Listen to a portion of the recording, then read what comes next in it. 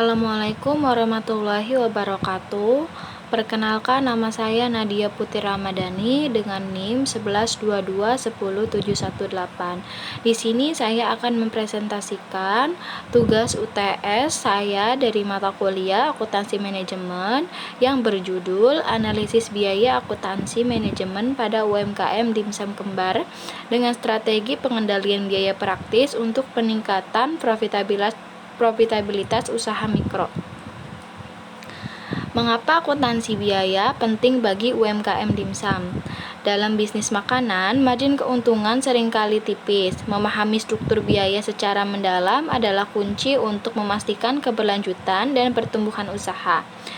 Nah, tujuan utamanya yaitu untuk mengetahui harga pokok produksi atau HPP yang akurat untuk menetapkan harga jual yang optimal. Dasar pengambilan keputusannya yaitu dengan mengidentifikasi produk yang paling menguntungkan dan area yang memerlukan efisiensi biaya. Di sini ada struktur biaya kunci dalam produksi dimsum. Biaya produksi dimsum dapat dikelompokkan menjadi 3 elemen utama yang perlu dikelola secara terpisah. Yang pertama yaitu biaya bahan baku langsung atau BBL, daging, tepung, kulit pangsit, bumbu utama, biaya yang berubah seiring volume produk. Yang kedua, biaya tenaga kerja langsung atau BTL, gaji atau upah per jam untuk karyawan yang langsung membuat dimsum.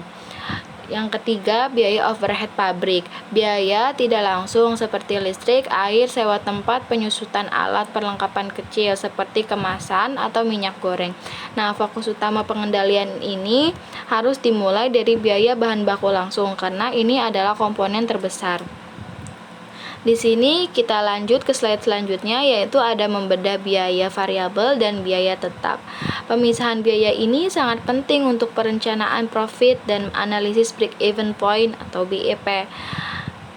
Di sini ada biaya variabel dan biaya tetap. Biaya variabel itu adalah biaya yang berubah total seiring volume produksi. Contohnya seperti daging ayam, gas untuk mengukus, atau kemasan per porsi. Dan sedangkan biaya tetap, biaya itu tidak berubah dalam rentang produksi relevan. Contohnya seperti sewa kios bulanan, gaji karyawan, dan biaya izin usaha. Slide selanjutnya ada studi kasus sederhana menghitung HPP dimsum siomay. Perhitungan akurat per unit adalah fondasi penetapan harga yang menguntungkan. Yang pertama, dengan mengidentifikasi BBL per unit. Hitung biaya rata-rata per potong dimsum, daging, kulit, bumbu berdasarkan resep standar. Yang kedua, ada diidentifikasi BTL per unit dengan menghitung waktu yang dibutuhkan untuk membuat satu porsi dimsum.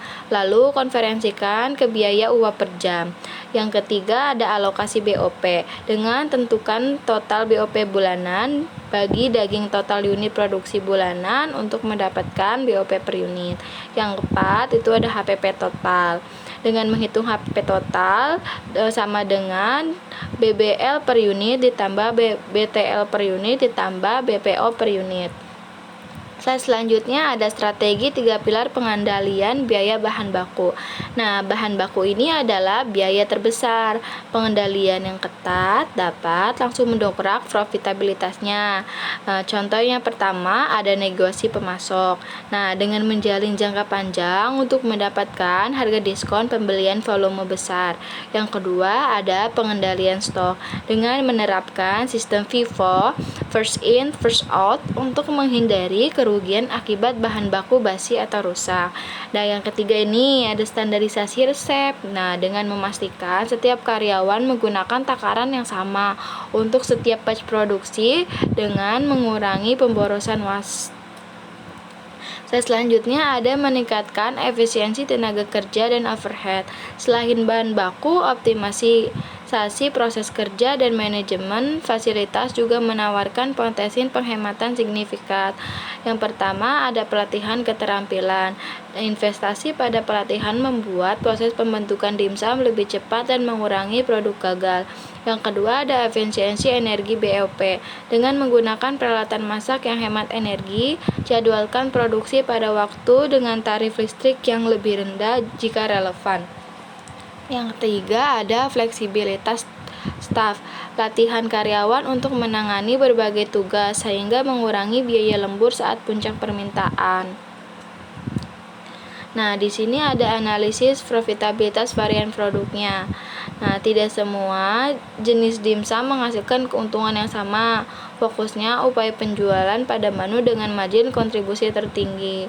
Nah, di sini ada contohnya harga paling di sini ada hakau premium, yang kedua ada ceker ayam spesial, ketiga ada siomay standar ayam, dan yang keempat ada pangsit goreng. Nah, slide selanjutnya ada pemanfaatan teknologi sederhana untuk akuntansi. UMKM itu tidak perlu sistem RPR mahal. Aplikasi sederhana juga dapat meningkatkan akurasi dan efisiensi laporan biaya seperti spreadsheet dan aplikasi keuangan. Gunakan saja Excel atau aplikasi akuntansi UMKM untuk mencatat pembelian, penjualan, dan biaya operasional harian. Yang kedua ada sistem PO atau kasir. Sistem kasir modern ini sangat membantu untuk melacak penjualan per produk secara real time dengan memudahkan analisis profitabilitas varian.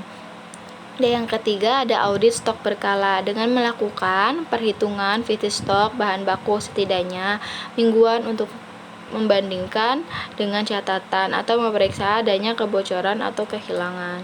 Nah, slide selanjutnya yaitu adalah rangkuman dan langkah selanjutnya atau kesimpulan.